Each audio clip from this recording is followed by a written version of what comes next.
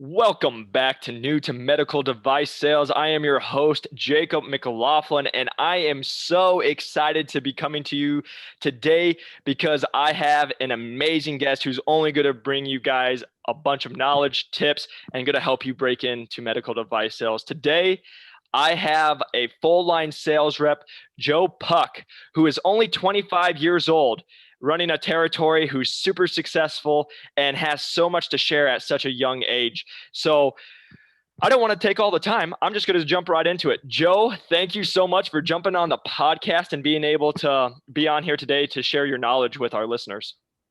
Hey man, no, excited for the opportunity. And I don't know about that sales pitch you just had about myself. I think that was a little too hyped up there, but no, honored to be on here and look forward to chatting with you. Oh man, I'm so excited again. Thanks. And I just want to jump into it, man. Like we've talked before, you've had a lot of experience at such a young age, and I would just love you to share. You're 25 years old. You have a full line sales rep for one of the top medical device companies in the world. How'd you get there? Like, where'd you start, and how'd you have that pathway get you to be only 25 years old, being a full line sales rep? Yeah, man, no.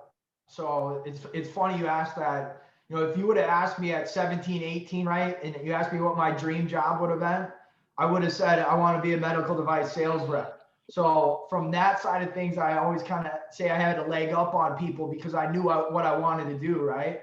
And why that was because, medical device sales is truly the best of both worlds. You get the performance on the sales side of things, but then the care side of things as well. There's purpose and meaning behind these products that you're selling, supporting, educating, or what have you.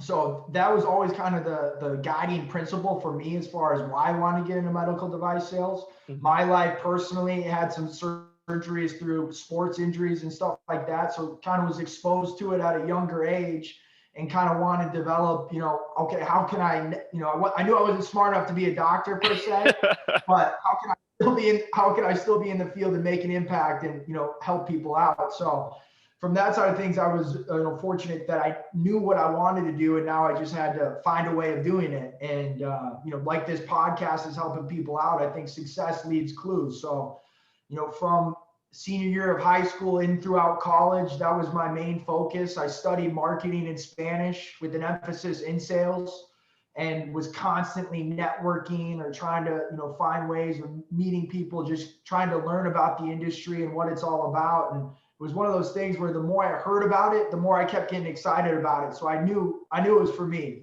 I'm sure you had a similar experience as well. Yes, sir. And so throughout college, I was just constantly networking, and almost everybody kind of told me the same advice. They said, go get a B2B sales job, an outside sales role, or, face-to-face meetings, get a quota, show that you can sell and hit a quota, basically find a good structured training program that's going to transfer you well once, you're ready to make the jump, which is typically in that 2 to 3 year mark. So again, success leaves clues. I trusted the mentors that I had and went out and did that, and was fortunate to get a great B2B sales gig right out of school, give a 22-year-old 6 states and a car and a product and say, go hit your number. It's pretty wild at the time, but was very fortunate and grateful for that experience, because without it, I wouldn't be where I am today. So, so I was selling like inkjet printers or inkjet coders. Yep.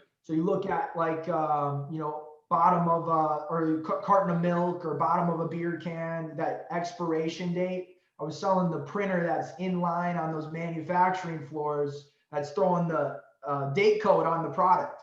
I love it. So a lot of food and packaging companies was the targeting, calling on maintenance professionals and stuff like that. But what that job really taught me, just in general and about life, is you can never like feel satisfied or feel, like you've done a good job. Like, yeah, you can pat yourself on the back and celebrate the wins, but instantly you got to go back to the fundamentals. Why I say that is because, I had some success like right away early on. And then I was like, oh, I got this figured out, I'm good. So I stopped, making as many phone calls, stopped meeting as many people. And from that side of things, my numbers dipped, and then was reminded quickly, what got me there was the fundamentals, get back and being proactive and going out meeting people and finding the solution. So from that side of things. And then did that for, like I said, a year and a half. Opportunity then came up with the company I'm currently at. And from there, that's when I kind of stepped on the gas. Not as hard as you. I didn't. How many people did you end up meeting with to break in again? I think my Excel sheet went just over 180 people. 180 people. Man, I don't even know if I know 180 people.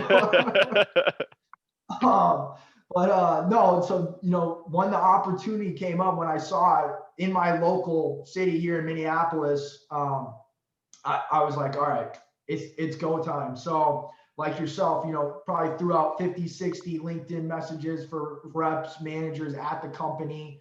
And the way I actually broke in was that, I had a buddy that had this like software subscription that could look up people's phone numbers and emails. He was in sales too. So it was kind of like LinkedIn premium on steroids, if you want to call it.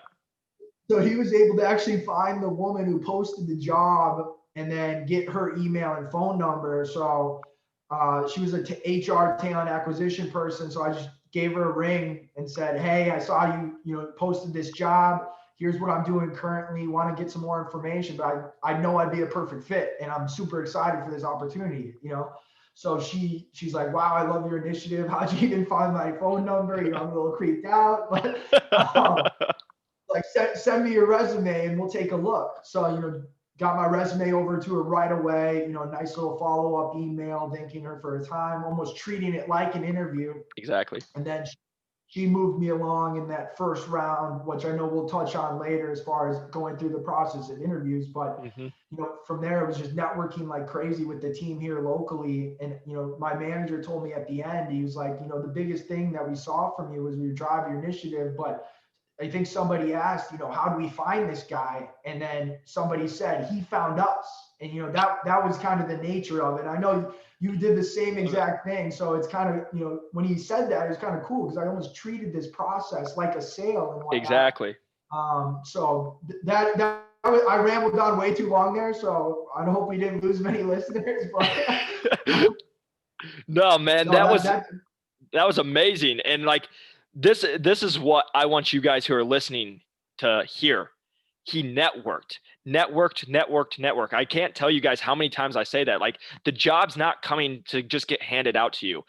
Joe went above and beyond. He found the guy who knew someone's number that he could get, right? And he reached out to them first, and he was able to make that relationship. So like, that's the first thing I want to touch on, because like, Joe, I talk to so many people just like you do every single day about breaking into medical device sales, and all of them, they don't think they need to call more than one or two people. And like you said, treating this like it is your job, right? Like, this is what we do for a living, is you're calling on doctors. Like, if you're trying to get new business, you're having to figure out, you're having to use your resources on how to learn about a doctor you're about to go meet with. You need to go learn what they like, what they don't like. If you can use your resources, but also just get in front of, and that's why I tell people, especially if you don't have the sales experience, if you treat this like a sales routine or a sales call, you're showing them in the process that you can do the job.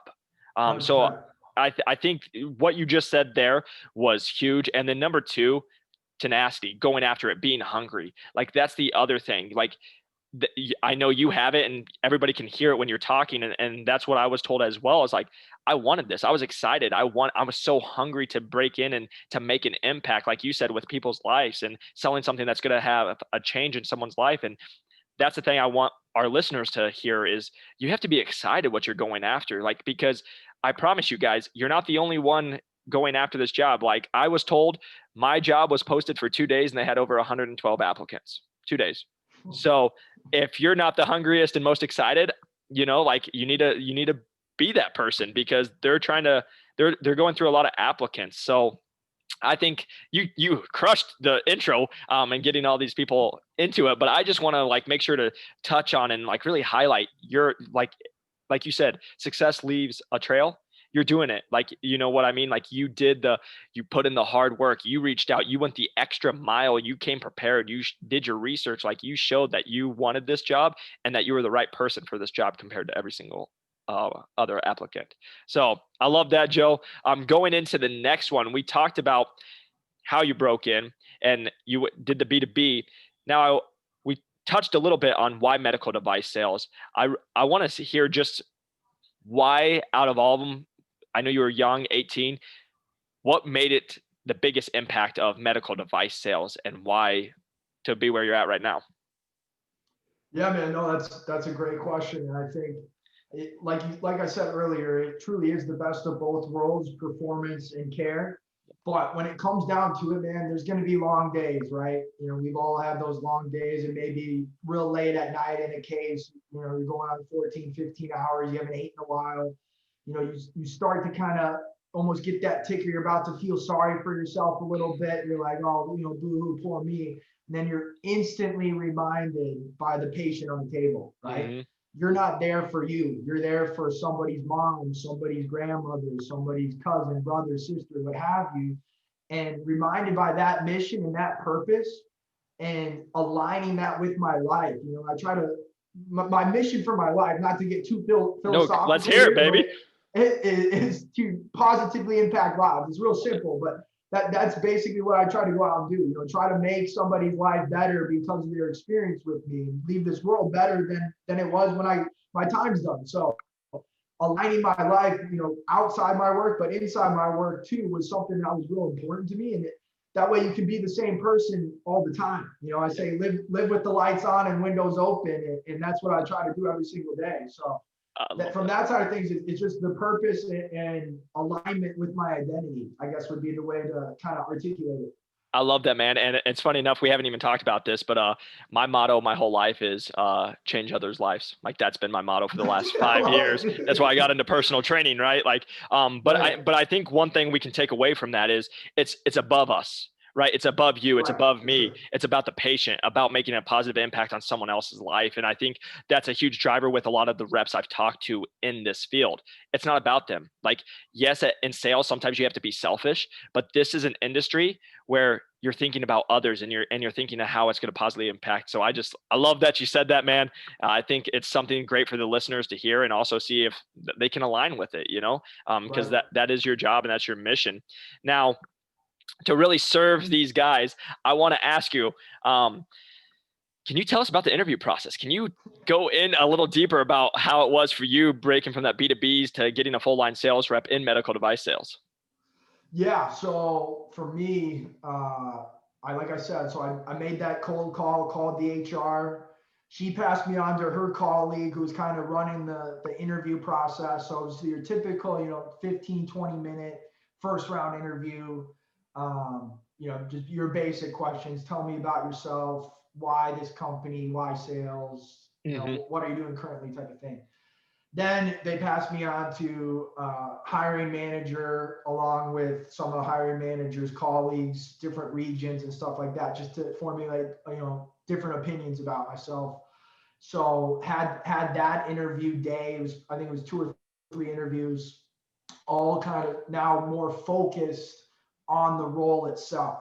Okay, Joe, you had a 1.5 years of professional experience. The guy you're going up against has similar accolades, similar numbers, similar sales records on his resume, but he's been in the industry for 8 years. He's almost 30, and he's been in the industry. You're coming outside the industry. Why you? So kind of the whole theme of this podcast, and kind of what we've already touched on, is how to differentiate yourself, right? Yep. I knew I couldn't sell on experience. I could sell on what I learned and how that's going to translate. But what I was selling was myself, my drive, my passion, and why I wanted to work for this company more than anything in the world. Mm-hmm. And, was fortunate enough to get these guys to take a chance on me. But interview process wise, it was HR, your typical first round interview. Then interview with hiring manager and colleagues, then final interview with hiring manager, and then 2 other regional managers as well, which was in person. And that was more focused as well. But mainly they wanted to just kind of get a feel for me. And it was kind of funny. We were at this hotel lobby, and it's me and the other guy, standing there, right? So he went first with the hiring manager. I went first with the other regional managers, and then we walked and flipped. So I kind of met him eye to eye or whatnot. So I knew, I saw the guy that I was going up against. So it was kind of like game day for me. Yeah. I'm an athlete like yourself. So I was all excited and pumped up about it. But I think, the other thing where I differentiated myself or was fortunate enough to get these guys to take a chance on me was I built out like a territory plan. I said, here's what I'm going to do in the first 90 days. Here's what I'm going to do in the first 30 days, 60 days. So I laid out the 30, 60, 90 that, so many of the listeners I'm sure have heard of, but laying that out. And I brought it out, I didn't want to be like so proactive and feel like a know-it-all, but I brought it out kind of organically when they kind of asked me, what do you want this territory to look like or whatnot? So I was able to bring that supporting document, print it out, and run through my way of thinking and my game plan for that specific territory, for that specific role. I think that was one thing that helped me out, but also was able to network and talk with a surgeon. I had a family friend that got me connected with a surgeon here locally and learned a ton from them that they actually used our devices, what their experience was. But again, it's just, how can you differentiate yourself? How can you, go above and beyond besides your experience? Because a lot of times somebody else is going to have, more tenure than you. 100%. So how are you going to be able to overcome that? I love that, man. And that's huge. Like you said, first off is you just dropped so many tips, and I've listened to a lot of medical device sales podcasts when I was trying to break in. No one has ever gone into the detail you just went into about what the interview process is. So if you're listening, take that into consideration. Joe just gave you what it's going to look like. And so that's a huge thing. But like you said, Joe, you're selling yourself. That's what they want to see. You're selling yourself in this interview process to show that you're the right candidate, that you're going to come in. And just like yourself, like I was a younger dude, like the person I was going up with had, I think 8+ or 10+ years experience. And I had to show why I was hungry or why I was going to be the right person and why, and this was honestly something I did say in the interview. I said, if you take a chance on me, I promise you, you won't be sorry. And you just had to have them believe it. You have to say it and have them believe it. If they don't believe it, it doesn't matter. But I think what you just said there. If you don't believe it, it doesn't matter either. You have to believe it first. Right? I love that. Yes, exactly, man. So I think you just dropped so much knowledge right there that these guys I don't know have about to that, take it. but I hope so. And then last one, man. Can you give just one or two pieces of advice to people that are trying to break in that we might not have touched on right now? Yeah, man. The big one we said is networking. I think, people say all the time, right? It's not about what you know, it's about who you know. But I'm going to take it a step further, and it's about who knows you. Yep. Like you said, 2 days go by and 112 applicants for the role that you ultimately were able to, position yourself and get.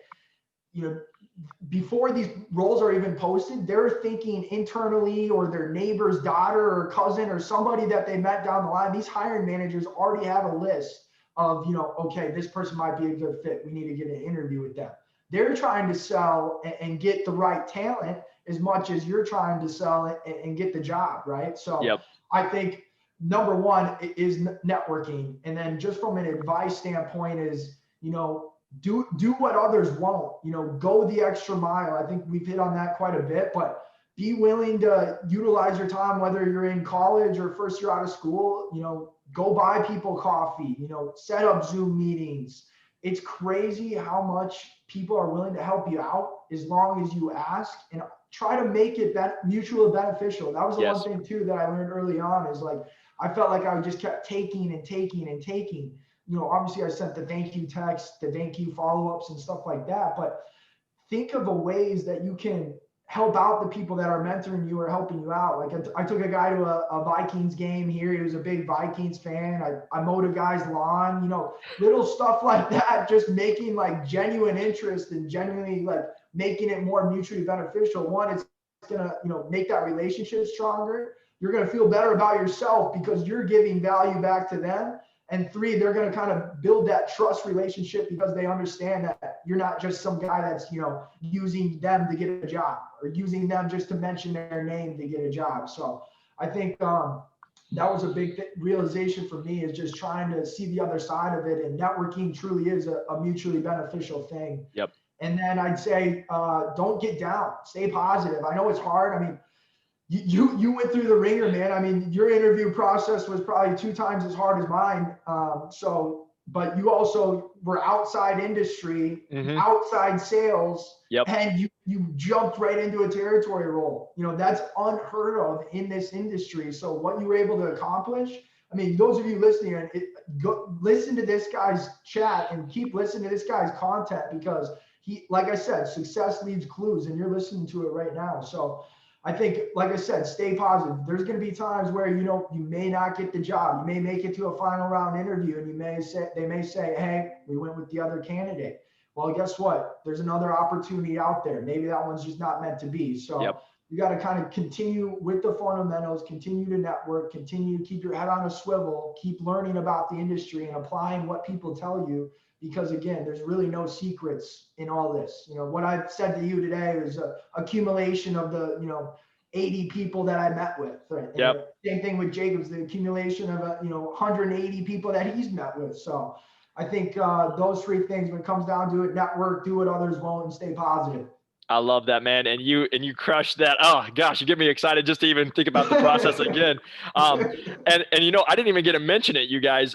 Joe was with me when I got my call and got offered the job. That's right. The first time we actually ever met in person, we had connected. He was flying out here to Scottsdale. He came to my gym. We were working out together, and I actually got the call while we were working out together. So, Awesome. It's funny how it all works out. I'm so glad that Joe was able to jump on here. And before we hop off, just Joe, thank you so much for your time. Thank you for the knowledge you just brought these guys. Listeners, I hope you take a little bit of what Joe said today and use it, because again, it's going to make a big difference. And if you guys are listening on the podcast, if you stop and press the 5-star review, I would much appreciate it. And also, if you guys are watching on YouTube, if you could press the like and subscribe button, it would really mean a lot. I really appreciate you guys tuning in, and I look forward to seeing you on the next one. Peace. Thanks, man.